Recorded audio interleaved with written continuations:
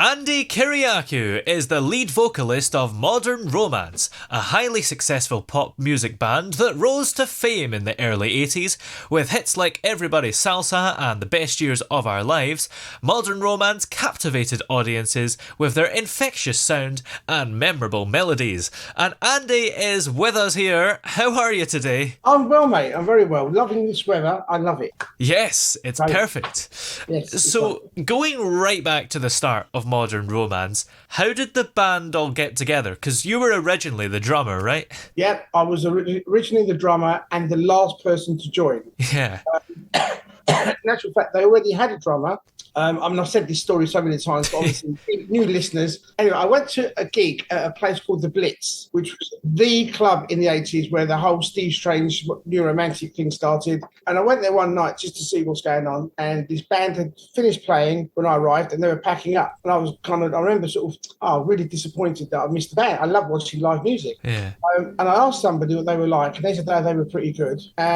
So I just went up and started chatting to the drummer. I said, look, I've just left my band. If you know any bands that need a drummer, there you go. There's my number. And yeah, great. He said, I'll pass it on. And then a few days later, I got a phone call from that band saying, do you want to be our percussionist? Wow. It's not quite the same as being the drummer. I thought, well, it gives me something to do until I find, what I'm looking for. But before I got around to doing even the first gig with them, I got another call saying, were you the drummer of this band, this band that I played with in the late 70s, early 80s, which was a very had a cult following. And I said, let me just turn that off as well in a minute when I find it. Where is it? I don't even know where it is. Give me 1 second. Oh, there it is. Let me just turn that off. Bear with me. Sorry. There you go. Don't want any interruptions. Right. So anyway, yes, I said, yes, I was a drummer. And they said, right, okay, do you want to be our drummer? And I thought, well, hang on a minute, you've got a drummer, because I spoke to him. He's the one I gave my phone number to. And they said, well, look, to be honest, we were going to get rid of him anyway. And I felt, at that point, I thought, oh, no, I feel really bad. And they said, well, no, don't feel bad. If you don't take it, someone else will. So you might as well take it, because we've heard all about, the band you were with, and they were really good. We've heard good things. If you don't take it, someone else will. So why let it go to someone else? And I thought, well, logic. So I went, okay, and I joined. And at that point, as far as I was concerned, as far as I knew, they were an unknown band. But they were an unknown band from the east end of London, sort of like borders of Essex. Actually, they lived in Essex, but they rehearsed in East London, which was quite near.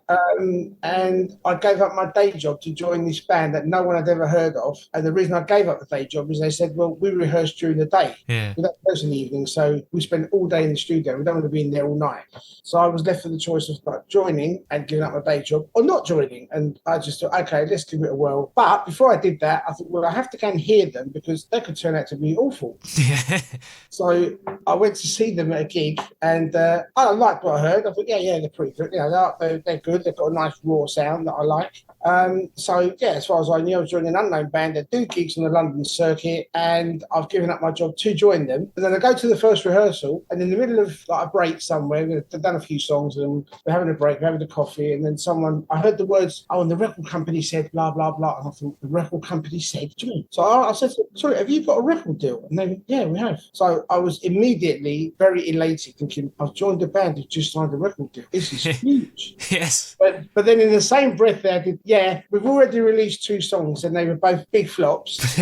And they said if the next record isn't a hit, they're going to just throw us off the label and just be done with us, sort of thing. So it was like that, and then straight back down again after that. But then I thought, look, I stand to lose nothing. I'm here. The fact that they've got a record deal, released 2 flops that I didn't know about, and I thought, I'm here, let's see where it goes. Yeah. And the next single that they were releasing, and they played it to me that day, actually, this is the next single we're going to do, and it goes like this, and they played it. And I remember thinking, because I was very much at the time I was a bit of a purist, like jazz funk was all I wanted to hear, and maybe a bit of soul, but pop was definitely not on my radar at the time. I don't want to hit pop, I don't want to play pop anyway. And they played this song, this little ditty called Everybody's Salsa. Yeah. And I thought, this is so poppy, what's going on? And I thought, well, you're here now, stay with it. 8 weeks later, I'm standing like this, mouth open, because I'm in the top of the pop studio with the 8 weeks. So yeah, overnight. It was like as quick as that from the time I joined. How did it feel to have such a successful song so early on? It's early on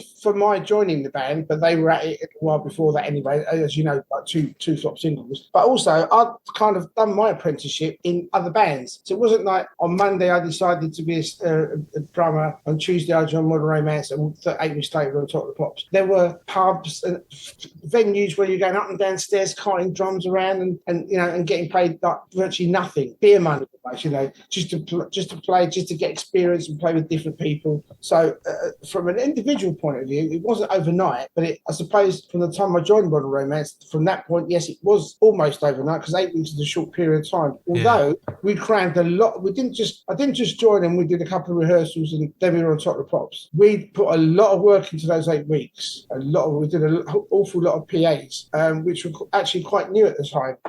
And until I joined the band, I mean, I didn't even know what a PA was. And then a friend of mine said, who owned a club, said, why don't you come and do a PA? And I said, well, what's that? And he said, oh, you know, you come and you play your song, you know, you sing to it, and you throw a few records out and meet a few people. I went, oh, yeah, it sounds like a laugh. So we did it, and it was fantastic. A club in London called Hombres. Yeah. And at the time, the record company wouldn't finance a tour because they said, no, we're not financing the band who've had 2 flop singles and finance the third one and put you out on tour. It's too much money to risk. So we couldn't go on tour because we couldn't afford to pay for it ourselves. And so I had an idea one day after we did this PA.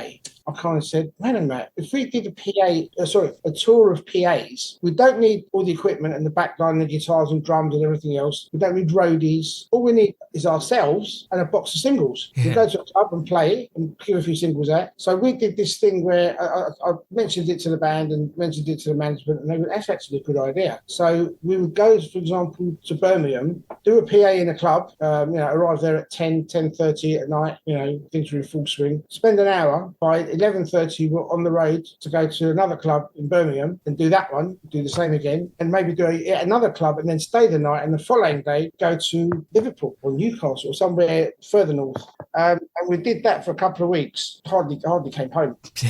Just doing that, just going from place to place. And in that time, we played to thousands of people, but hundreds at a time, if you know what I mean. 200, 250. So there was that aspect to it, but there was also the fact that each DJ at each club, most of them, or a lot of them anyway, had a day job on the radio somewhere, on local radio, little provincial radio somewhere. So they would then go in and play the record and go, oh, we had the band at the club last night, and you know, thank you to everyone who came last night, what a great night we had, and we had a band last night, Modern Romance, blah, blah, and they played this song, what a great song, and they would play it. So of course, all these radio stations all over the UK now starting to play the song, and eventually the big ones like Radio 1 and Capital picked up on it, started playing it, and then that was it. It started selling, and then we got invited to the Top of the Pops, and off we went. And of course, one of the other songs you're known for is Best Years of Our Lives, which became one of Modern Romance's highest charting songs. What do you think contributed to the success of that song? I think it's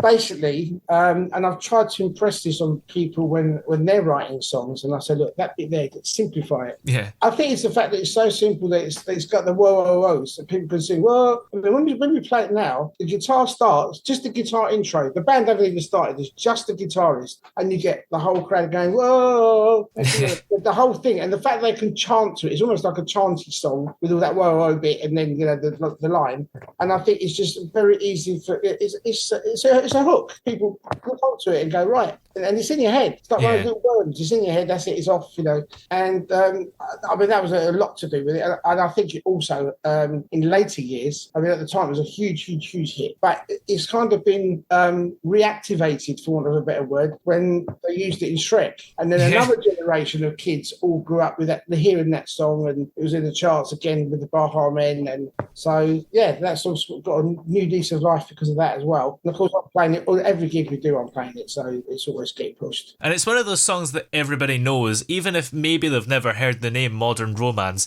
They'll hear that song and go, oh yeah, I know that. Oh yeah, no, lots of people, I mean, different people associate different songs with the band as well. Yeah. I'll give you an example. People will say, oh yeah, Modern Romance, oh, you did that song, and they'll sing a song. But then another person will go, oh, Modern Romance, yeah, you did that song, and they'll sing a different one. Yeah. And just to give you an example, a lot of people will go, "Oh yeah, Bashes are nice, yeah." I was washing my hands once in the bathroom at a football club. I went to a football match. I was upstairs in the lounge washing my hands, and the door opens behind me, and all I heard was, I didn't look round because obviously I'm just washing my hands, just minding my own business. There's a mirror there, obviously, and I'm washing my hands, and all I heard behind me was "ay ay ay ay musi, ay ay ay," and I looked up, and it was Timmy Mallet. I don't know if you know.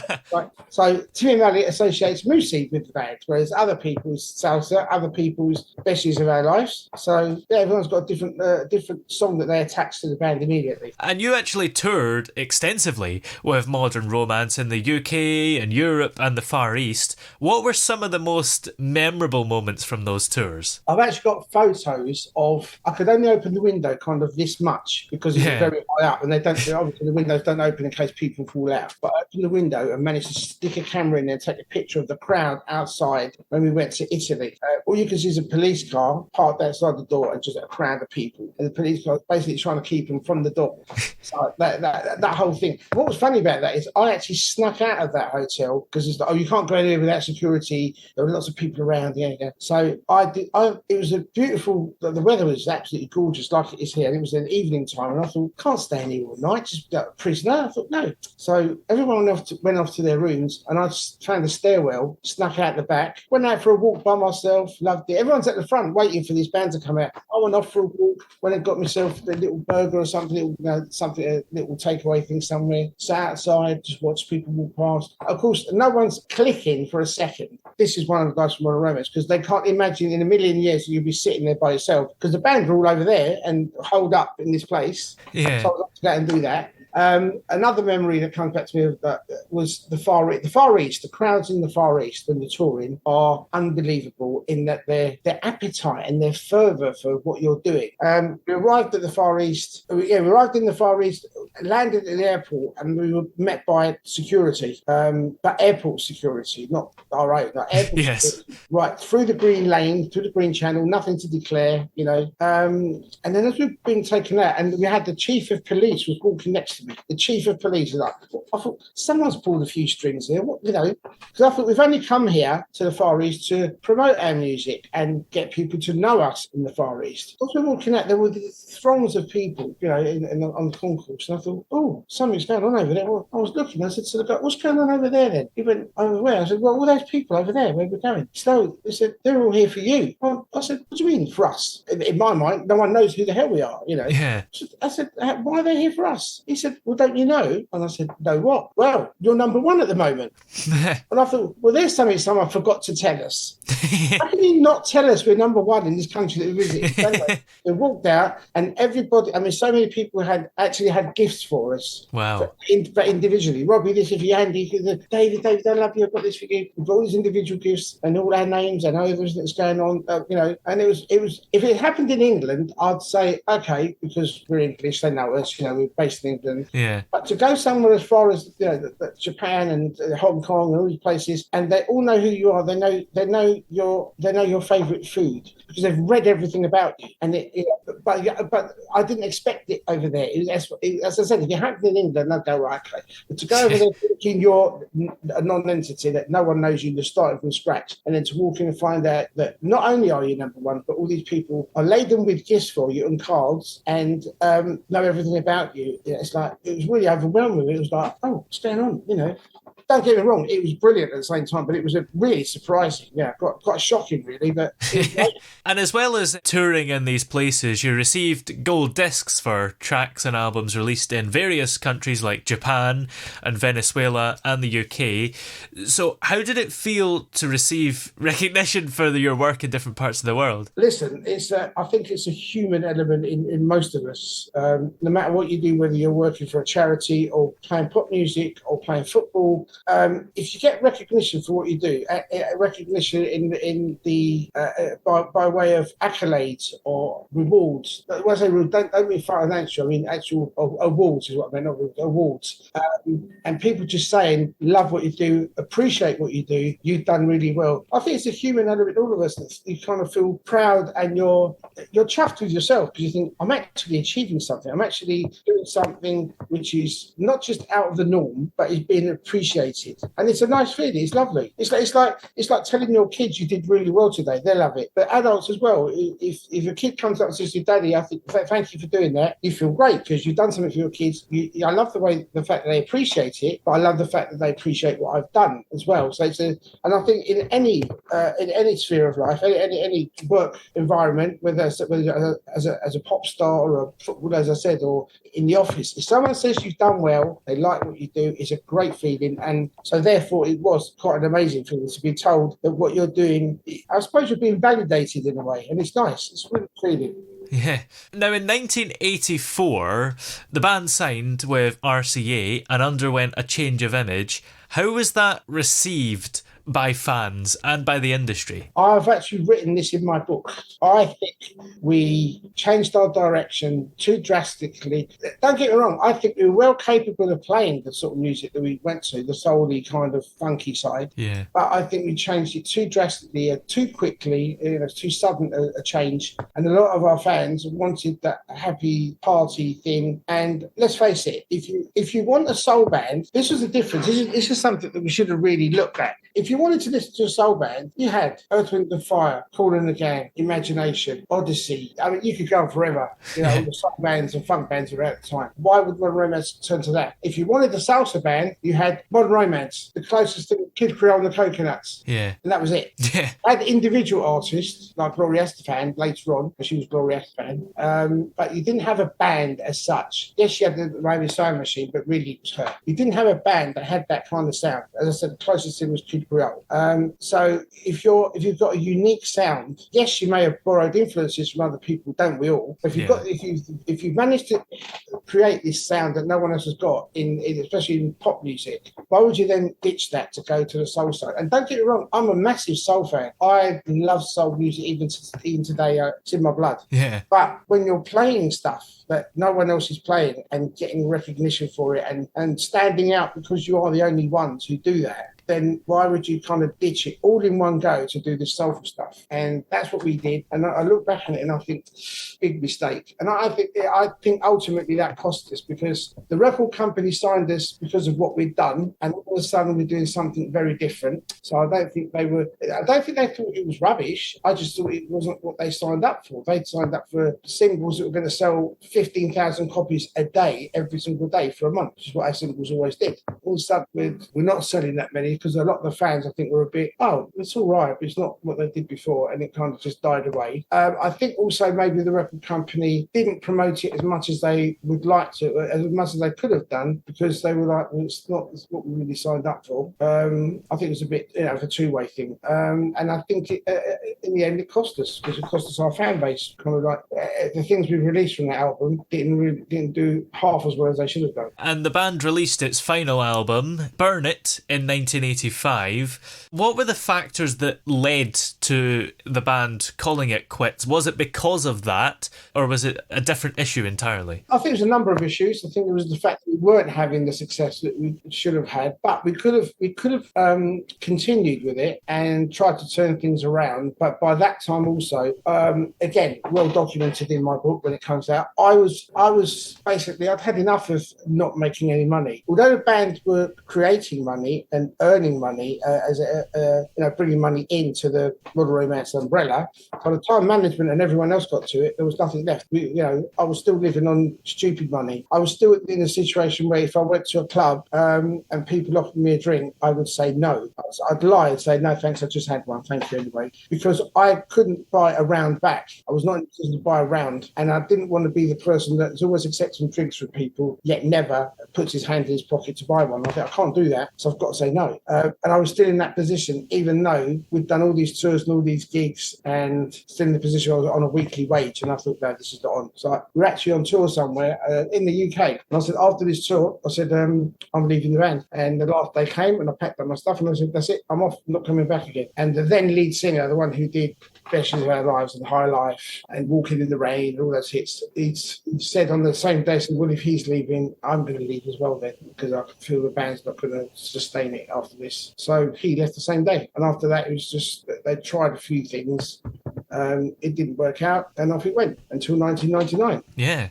What motivated you to bring it back in 1999? I was going to joke there and say money, but it's not actually. No, what it was is I saw it was the beginnings of 80s bands and people putting on 80s evenings in 80s nights sort of thing and calling them retro nights and this and that. And I thought, oh, this looks good. And people are going and people that, so basically it was people that were around in the 80s, have gotten married, had their kids have grown up and going out now. They think we want to go out. They don't want to go out and listen to, I mean, no disrespect to the musicians of today, but they don't really want to listen to that because it's like our parents wanted to hear 50s rock and roll, for example. So now the generation that was after us want to hear what we were, or the generation that was around when we were playing music. Their kids have grown up. They want to go back to listening what they were listening to, which was us and Haircut 100 and Tony Hadley and all this stuff. Yes. So I realised that this thing was starting to happen, and I thought, we need to get in on this. We could get the band going, and so I contacted Dave, who was the bass player of the band and the owner of the name, and suggested us getting together and to reform the band, and maybe not use all of the members, but the ones we wanted to, just get 2 or 3 in, maybe leave 1 or 2 out. And he said, to be honest, I can't see myself going on stage again. He said, I've gone past that. I mean, he's into management, has been for years. He said, I manage people now, so I can't really see me doing that. But he said, you're a member of the band since the very first hit. You should do it. He said, I'll assign the name to you so you can legally be safe and have the name and say that you're Modern Romance. Because he said, whether we do it together or you do it by yourself, I'll just give you the name, you go off and do it, which he did. And I've been doing it ever since. So what's that, 24 years? Yeah. Not bad. And how's the experience been this time round? Quite different for very many and quite obvious reasons. Yeah. For one, I'm the boss. Yes. So it's very different because I don't have anyone else that I have to answer to or speak to. It's like, but having said that, I'm not the sort of boss that's, I want it all like this. I've just got a set way that we do things, and everyone's lovely in the band, and we have it's a very different culture to the 80s, because the 80s, not just for music, but for football and everything, was a different culture. There was very much a drinking culture.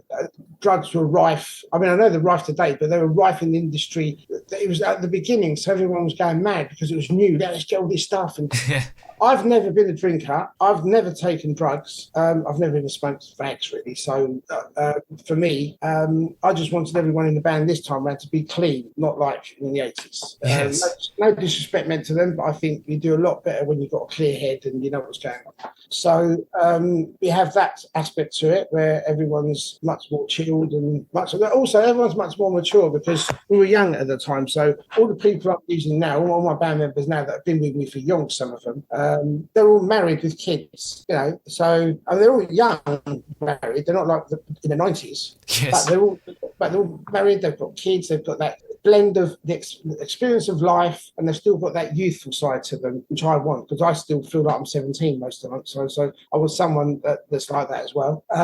And it's different also in that, because we've had the hits and we're doing all these festivals now, there's a kind of friendliness backstage which you may have not got in the 80s, because everybody was vying for the same chart position, and we'd say hello to each other and then we'd look at the charts and go, I hope we get on top of them, and we want them to talk to me and go up. Whereas now no one gives a hoot, because there's no chart to worry about. We'll go and do the gigs, we'll see each other, we have a hug, say hello, what's going on, and it's very nice and friendly, but genuinely friendly. It's not even polite, it's properly friendly. Hello mate, it was it's like real, like, we don't see someone from one summer to the next because all the summer gigs are finished, and you did bump into each other at Christmas and you see them again in summer and you go, oh, hello, all right, and it's a lovely feeling backstage. I've also got there's also for me personally, the other differences between now and in the 80s. Number one, I don't have to carry a drum kit around, or I know we had roadies to set it up, but there's none of that fiddling around and making sure it's right and getting the sound. I just before I used to turn up and they'd set it up for me, but I'd have to sit and adjust it all and get it right, because no one's ever going to get it right for you, no matter how much you mark it and everything. And you'd have to do a sound check, sit there doing one drum for 10 minutes, then the other drum for 10 minutes, then the both of them together, then the third drum. It goes on forever. right? I don't have to do any of that now. I just turn up and they go, here's your microphone. And I go, 1, 2, 1, 2, and have a little song, and that's it, sound check done. So from that aspect, it's very different. But then going on from that, the obvious difference is the fact that I'm now the front man, not a drummer. Yes, it's fine now. I'm fine with it. It has been fine for many, many, many years. But the first couple of years, I was trauma, because you're setting out from behind the drum kit and then all of a sudden you're being told, right, here you go, push at the front, just you now with a microphone. And it's like, oh dear. Singing behind the drum kit with headphones on wasn't a problem, but suddenly being told, ditch the headphones, ditch the drum kit, you're out front with a mic, they can actually see your legs now. It's just psychologically very different and quite unnerving, to say the least. But I got there after a while. Yes. What's the relationship with the fans like this time round as well? Brilliant, because then, and I don't mean this horribly, before we had screaming girls that wanted to come in and would almost faint, and you'd think, right, you let them come in one by one with security and sign what they want to do and speak to them, which is lovely, but you had to handle them a little bit with kid gloves because they were young and they were impressionable and they were like, whereas now you've got a couple coming up to you, so when they come in for an autograph or come backstage, it's usually a couple of girls, but they're not girls, they're ladies, they're like 45, 50, they're mature, they're not going to be screaming and going bananas and fainting. Or you come in with his wife and he go, can I take my wife, she's a big fan, can I have a picture taken with you, whatever. And it's a completely different thing from that aspect. So it's far more relaxing and not as daunting, because you haven't got a throng of people trying to come through the door at the same time because they can't wait, because it's all excitement. And they're all like, yeah, we'll walk up and get an autograph, and it's all very chilled, and it's very nice. So what are you working on at the moment? I mean, is it just the shows that you do, or are you making singles and albums soon? I'm still doing recordings. I released a couple last year. I sort of did a soft release one, but I'm going to revisit it again this year, pretty soon actually. I've finished my book, but I've got to read through it one more time because I got my kids to proofread it for me. They're horrified because they both got degrees. One of them's got a degree in English, so I said, right, proofread. Right. So not a lot going on, that they could change. They just said it's fine. They said a couple of things. They said when you relate to stuff from the 80s, which you've transcribed from your diaries, and then you make a comment today, you've got to make it clear that you're making that comment today, because sometimes it was confusing. We're going, well, how did you know that then? Oh, it's a comment you're making now. Right, okay. They said you need to separate that and put it in a different font. Without put a star next to it, obviously the star doesn't make it clear, so I'd have to maybe do it in italics or something like that. Yeah. So I've got to go through the whole book, read it all, and it's a long book. It's a lot of stuff. So I've got to start that again. I'm hoping to start it next week, actually, on Monday. How long is it?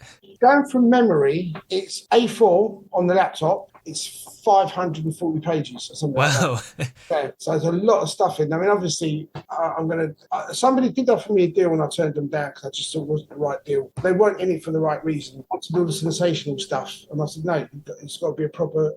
It began as a book which I was transcribing my diaries. But then a friend of mine saw it and said, look, it's like you've taken a slice out of your life in the middle of your life. I said, there it is. But we want to see the beginning. How did you start? How was this cake made? Just give us someone a slide. Can we see how it was made? The ingredients. Where did you come from? Your parents, your background. And I went, you know what? That's a really good idea, that is. So I've gone right back to the beginning from where I was born, when I was born, and discussed my. I had a Greek Cypriot upbringing. My parents were very, very old-fashioned.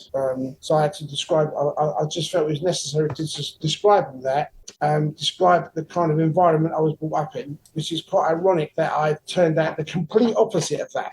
Yes. Complete opposite. But I'm proud because I am who I am, and I think I'm glad I didn't turn out like that, because a lot of the things that they believed and they thought were, well, people in the bush believe those things. That means just ridiculous things. So I went back to the beginning and just started from there and just brought it forward. And I also realised when I did initially the diary thing, I did the diary thing, and then I did a few gigs and a few modern romance things that happened from 1999 to the present. But then I realised that before 1999, and at the end of the diaries, which is 85, I stopped doing them, there was a big gap where I got married and had kids. And for me, my kids are probably the biggest achievement of my life. And I thought, how can I do a book and not have that in there, not mention when they were born, not mention doing silly things with them and how they've grown up and done this and done that and become these people that they are. So I thought, no, I have to put that in. So going back to the beginning was good because it literally starts when I was born, my upbringing, modern romance, leaving modern romance, meeting my wife shortly afterwards, dating, going out, getting married, having kids, doing session work, and all the stuff I was doing, and until 1999, picking up the mantle for modern romance again, and from then till now, just things like all of the other stuff after that was obviously things from memory as opposed to from a diary, because I didn't keep a diary, but it's just come forward to the present. Yeah, right up to now. I look forward to reading the bit about this interview in the book. Well, no, the book's finished now. Anything that happens from this point onwards, unless it's absolutely earth-shattering, is not going in there. It has to be. It has to be, for example, someone phoned me and said, we want to offer you £1 million contract to do a couple of singles and be in this film. And I go, okay, that would be in the book. I'd go, right, I'm bringing the book back now. I'm changing now. But if I had every interview, I don't mean this unkindly, if I had every interview and everything, the book will never, ever, ever finish, ever. And it'd be pretty boring as well. Yeah. And it'd just get bigger and bigger and bigger. Then it won't be a book anymore. It'd be like a volume of encyclopedias of modern romance stuff. So, yes, it would. Right. Well, where are we able to keep up to date with you and find out what you're doing, both in terms of the book and shows and stuff? People are welcome to come and find me on Facebook, and it's at Andy Kyriacou. You see a little picture of me with a microphone with lip sunglasses. That's me. Yes. You can go to the website, which is modernromance.online, but we're about to change it anyway. I've had a website ready to go for about 4 weeks, but I just need to check on a few things and I haven't had time. But anyway, whoever goes on the old website will be redirected to the new one anyway. But I'll also be sending out details to everyone and putting it on Facebook. This is a new website, so people will be able to click on there. What else is there? Instagram and what's the other one? The TikToks and stuff. I really don't do because purely because I don't have time. People message me and I'll see it 2 days later on Facebook. I haven't had time to see it. So but I'll keep up with Facebook as much as I can. There's a Modern Romance Facebook page as well. And I'm sure if you go to my page, you'll find the Modern Romance and vice versa. If you go to the Modern Romance one, you'll then see my page somewhere along the line. But yeah, on there, I try and put stuff on there as often as possible about what we're doing, where we're going. And I should do a few gigs in Scotland by the end of the year. I should be doing a few things up there. Nice. It's been planned at the moment. So I've got no dates or places, but I know it's going to be in Scotland. So we should have some stuff there. But if you see it anywhere, contact me and I'll put you on the guest list. Oh, brilliant. I will do. That's for you. Not everyone listening. Not everyone listening. Just for you. Okay. I'll put everyone on the guest list. I'll be shot. Yeah. Well, many thanks for joining us today. It's been great to have you here. Thank you. My pleasure. And I shall be going out into the sun now and enjoying myself. Yes. Make the most of it. I will. All right. Thanks.